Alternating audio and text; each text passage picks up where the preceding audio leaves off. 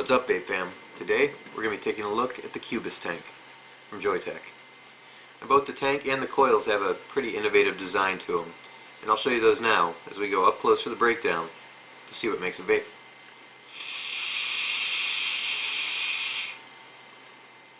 Alright guys, here we are up close with the Joyetech Cubis Tank.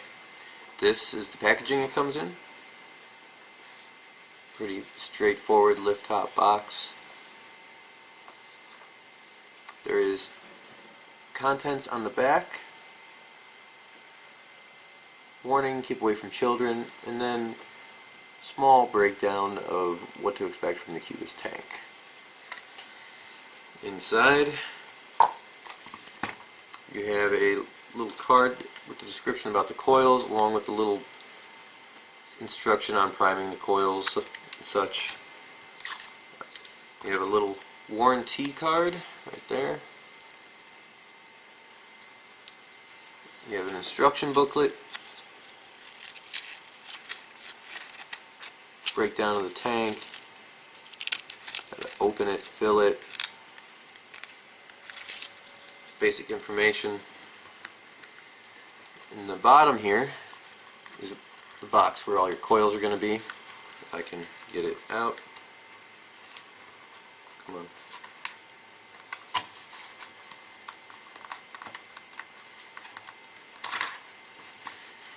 There are 3 coils with it, a 1.5 ohm, a 1 ohm, and a 0.5 ohm. The 1.5 ohm is the clapping coil. I've tried all 3 of these, that's why this one's open. The other one is sitting out to be taken apart, and there is one in the tank. Also have a second 510 tip right here. This one came with a black one and a clear one. And then you have the tank.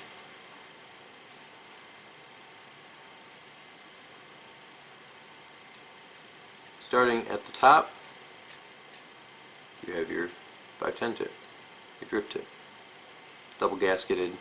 Fits in there pretty well, kind of clicks into place.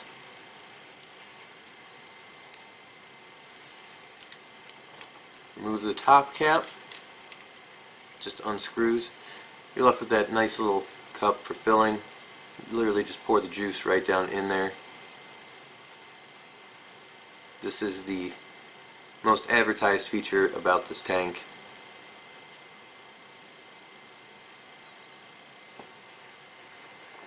Then you have the chimney top cap section. Now this piece here will unscrew.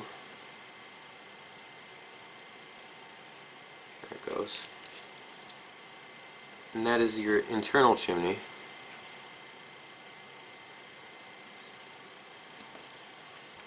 You're left with the outer chimney and the coil. The coil screws directly onto the chimney there. You notice the bottom is flat. These are the juice holes in the bottom of the coil. And this is the outer chimney and top cap section. There you go.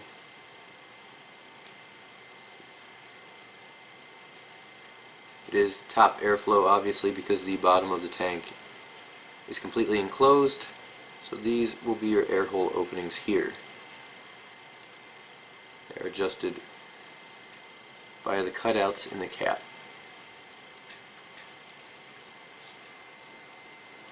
Now, there are 2 different designs with the coils. On the outside, they're pretty much identical. They both have the juice ports on the bottom there, the small positive pins.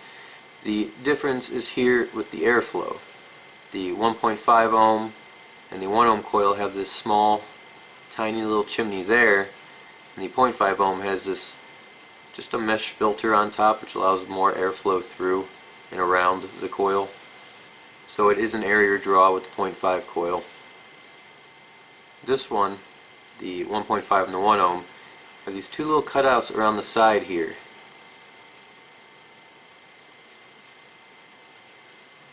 The outer chimney allows air to come down through there and then come up through the air hole in the middle of the coil.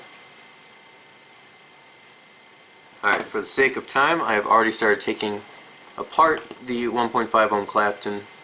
This is the positive pin off of the bottom. This is the wire starting to come out already. You can see it's pretty black. This is only after 3 tanks full of juice. You can see some of this cotton is really dark. After 3 tankfuls of juice, I was already getting burnt hits. It is Clapton wire. It looks like it's been through a lot more than 3 tanks of juice.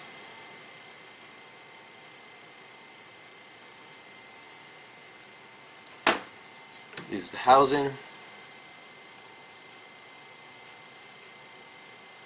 You can see that tiny little airflow diameter there.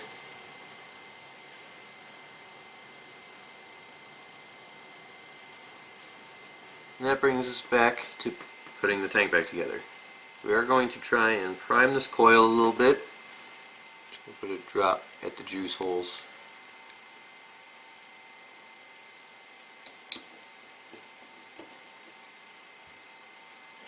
And the coil threads right onto this outer chimney,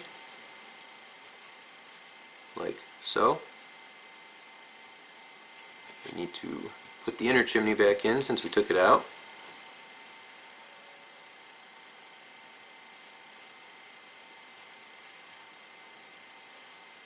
The inner chimney also holds what is, I guess, the AFC on this top cap here. Put the drip tip in, and then we will fill the tank.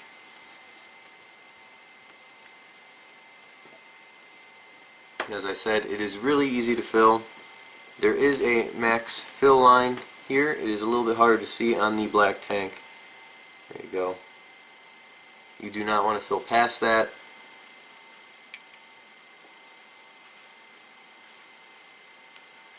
Nice and easy. And then you just screw it all together.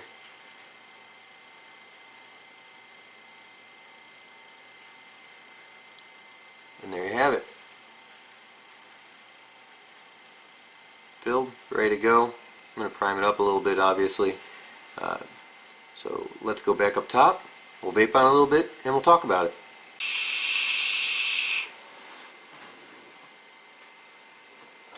Alright guys, that was the up close and breakdown with the Cubis Tank from Joyetech. Let's go over the pros and cons. The pros, the tank is super easy to fill. You just take the top off, it unscrews, and you've got this big wide open cup, big wide open mouth. You just pour the juice straight from the bottle. You don't need a dropper, you don't need a unicorn bottle, you don't need a small fine tip to fit through a little gasket. Super easy to fill. Super convenient. It doesn't leak. At least I haven't had any issues with it leaking. I've even tried filling it a little bit over the line and putting the top back on, and it didn't leak. It just made it not have a very good connection because of how packed full it was. Cons. And I'm leading straight into the cons from that one because when I did that, anytime you take the top off and you push the coil down in the juice, it gets really gurgly on me, floods the coil. Anytime it sits for a little while, it floods the coil. So that first hit, you know, it's got a lot of juice in it. I mean, I get it in my mouth, you can taste it, it's on your tongue, it's not good. On top of that, the coils, they just don't last. They burn out really quick. That Clapton coil from the breakdown, 3 tanks of juice. 3 tanks of juice, I was getting burnt hits. The coil, you saw it, it was black. The cotton was dark. I mean, they wear out quick. The coils themselves are all very different from one another. The 1 ohm and the 1.5 ohm coils are really, really tight draws. And they're alright for mouth to lung, but you can't really do a good lung hit with them. The 0.5 coil, on the other hand, is a much airier draw than those two. And you can lung hit it no problem, but closing it all the way down, you can mouth to lung it, but it's a pretty wide open mouth to lung hit. It's kind of in an uncomfortable range of airflow for the mouth to lung. None of the coils work really well for extended pulls on the coil. If I hit this for more than a few seconds, like if I try and take like a full 5-second pull, I'm going to get a burnt taste. It happens almost every time. It happens with all three of the coils. It's just there's too many problems with the coils themselves with this unit. They just don't hold up. They don't perform well over extended periods of time. The Clapton coil was nice when I first put it in, primed it up, hit it a few times. I got decent flavor out of it, and then it started dying off pretty quick. The flavor fell apart, just fell off. They just can't keep up. So this tank, I've seen it retail pretty cheap, $15–20, somewhere in that range, and I still really just wouldn't recommend it because of the coils. They just don't last. I've seen an RVA section for it. I haven't used it. I can't say whether or not it's any good because I don't have any experience with it, but it seems to me like that might be a route to go, simply because the coils are the problem with this tank. It's not the tank itself. I don't have any issues with the actual tank, just the coils. So if you could build your own coils, if you could wick your own coils, if you could get it all set up the way you like it inside of this tank, that might be the best option. But again, I don't have any experience with it. Maybe somebody who does, somebody who's used it, you know, leave some information down in the comments. I might pick up the RVA section just to try it out. But if you have experience with it, let us know if it fixed any of the issues. Let us know if it was a better vape, a worse vape, if it caused more problems. So all in all, I hope you found this video helpful. Like, subscribe, it helps me out. Leave a comment, and like I said, if you know anything about the rebuildable section for this, definitely leave a comment about that. I hope to see you guys again soon. Till then, keep on vaping.